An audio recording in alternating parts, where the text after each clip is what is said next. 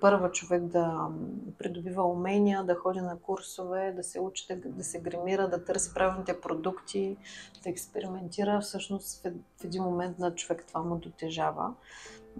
Ти обичаш да ходиш на професионален грим. Аз съм виждала твои снимки от професионални гримьори. Знам, че много се харесваш с грим.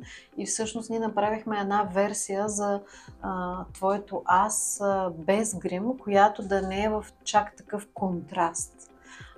Тоест, твоето вече без грим е с много приятен, професионален дневен грим. Един трик с кремообразни сенки, защото всичко, което се слага в перманентния грим, е по-добре да бъде кремообразно. Можеш и тук в празния участък да поставиш. И погледни колко хубаво стои. Нали? Да. Много е хубаво. Много е хубаво, да. И нежно. Да.